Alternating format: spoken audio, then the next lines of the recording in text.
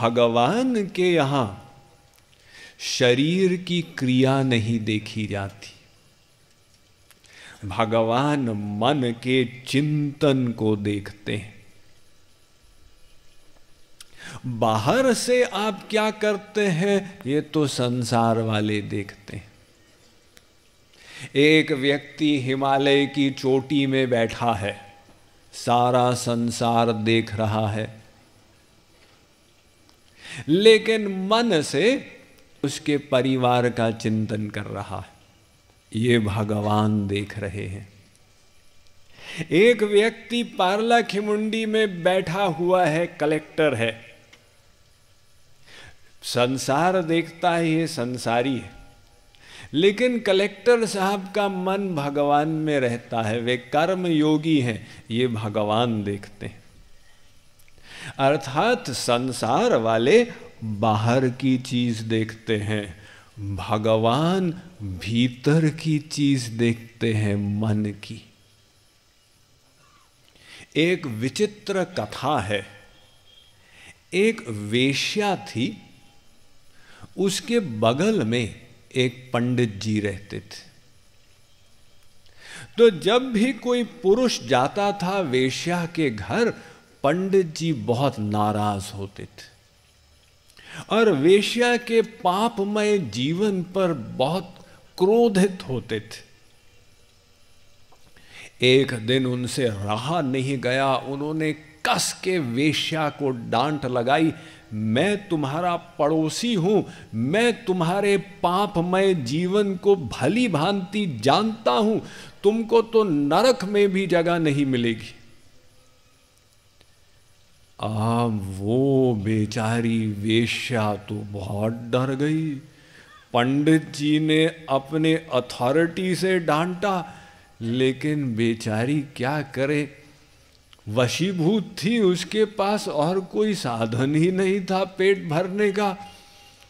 तो अपना कार्य तो करते रही, लेकिन मन ही मन भयंकर पश्चाताप करती थी कि मेरा कैसा पापमय जीवन, और पंडित जी को देखो कैसा पवित्र जीवन, वेद मंत्र का उच्चारण करते हैं, मुझे सुनाई देता है विष्णु राराटम श्री विष्णु हो।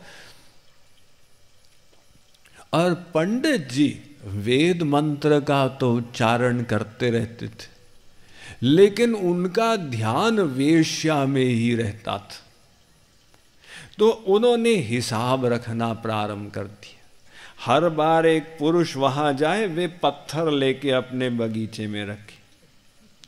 पत्थरों का ढेर हो गया, उन्होंने फिर से वेश्या को कहा, देखो मैं तुम्हारे पापों का हिसाब रख रहा हूं, ये पहाड़ बन चुका है। बेचारी वेश्या और डर गई। तो कथा कहती है वो वेश्या जब मरी और पंडित जी भी मरे, दोनों एक साथ, तो यमदूत पंडित जी के यहां आ गए। उन्होंने कहा चलो हमारे साथ। पंडित जी ने कहा लगता है आप लोगों को गलत एड्रेस दे दिया है यमराज ने, हाउस नंबर में एक संख्या की त्रुटि हो गई, तुमको तो बगल में जाना चाहिए, वो वेश्या वहां रहती है।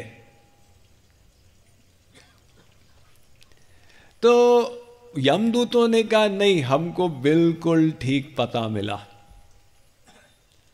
वो वेश्या अपनी बेचारी परिस्थिति से वशीभूत थी, वो पाप तो करती थी शरीर से, लेकिन मन में वो उच्च इच्छा रखती थी, काश मैं भी पंडित जी के समान पवित्र जीवन बिता पाती। और तुम मुख से तो वेद मंत्रों का उच्चारण करते थे, लेकिन तुम्हारे मन में उस वेश्या का ही चिंतन बना रहता था। तो चलो तुम हमारे साथ चलो नरक, तुम उसी के अधिकारी हो। इस प्रकार से भगवान शरीर को नहीं देखते, भगवान आपके अंदर की मंशा देखते हैं। संसार वाले बाहर की चीज देखते हैं। अगर रमेश दिनेश से मिलने आया, दिनेश ने देखा ये सरदर्द आ गई है, 1 घंटा मेरा बर्बाद करेगा, 10 रुपए नाश्ते पानी पर भी खर्च होगा। लेकिन फिर उसने सोचा कि नहीं, मेरी फाइल तो उसकी ऑफिस में है, जब तक आगे नहीं बढ़ाएगा मेरा काम नहीं होगा। उसको नाराज करना ठीक नहीं है। इसलिए वो गया दरवाजे पर, अरे रमेश तुम आ गए, बड़े बेवफा हो, 1 महीने के बाद आ रहे हो, आते ही नहीं हो, आओ आओ अंदर आओ, सुनो इसके लिए जरा हलवा पूड़ी बना के लाओ, पत्नी से कहा। तो रमेश अंदर की चीज नहीं जानता, वो बाहर के व्यवहार को देखकर कहता है, देखो दिनेश मुझसे कितना प्रेम करता। ये धोखा खा गए। लेकिन भगवान अंदर बैठे हुए हैं, भगवान को धोखा नहीं दे सकते। अगर हम भगवान के यहां ऐसा करें कि मुख से हम बढ़िया बात बोलें, भजो गिरिधर गोविंद गोपाला, और मन से सोचें चाय का एक प्याला मिल जाए तो बड़ा सुख मिले, भगवान कहेंगे तुमने कोई कीर्तन नहीं किया। अजी क्यों नहीं साहब, मैं तो पूरा 10 मिनट तक स्वामी जी के साथ बोल रहा था। बोल रहे थे, भगवान ने नहीं देखा, आप मन से क्या सोच रहे थे ये स्पिरिचुअल गवर्नमेंट ने नोट किया। वैसे तो संसारी गवर्नमेंट के यहां भी मनसा का महत्व है। अगर कोई किसी की हत्या करे तो दंड है, फांसी की सजा तक हो सकती है। लेकिन एक आदमी ने दूसरे की हत्या की, एडमिट करता, कोई गवाही की आवश्यकता नहीं है, जज साहब मैं बोल रहा हूं मैंने इसको मारा, तो तुमको फिर फांसी होनी चाहिए। नहीं योर ऑनर, आप मुझे कोई दंड नहीं दे सकते। क्यों? मेरी मारने की कोई मंशा नहीं थी, मैं तो ठीक ठाक गाड़ी को लेफ्ट साइड पे चला रहा था, स्पीड भी लिमिट के अंतर्गत थी, गाड़ी भी ठीक थी, स्टीयरिंग भी ठीक, दृष्टि भी सामने थी। अब वो बच्चा अचानक बॉल खेलते हुए सामने आके गिर गया, मैं क्या करता? मैं तो 40 किलोमीटर की स्पीड पर था। अगर उसका एडवोकेट जज के सामने सिद्ध कर दे कि उस व्यक्ति की मंशा बिल्कुल ठीक थी, तो संसारी लॉ भी ये कहता है उसे कोई दंड नहीं मिलेगा। अब संसार में लोग मंशा जानते नहीं, लेकिन भगवान के यहां भगवान ही गवाही है, नोट करने वाले हैं, हिसाब रखने वाले हैं, जजमेंट देकर फल देने वाले हैं। तो भगवान के यहां हम ये नहीं कह सकते भगवान आपने गलती कर दी, आपको पता ही नहीं था।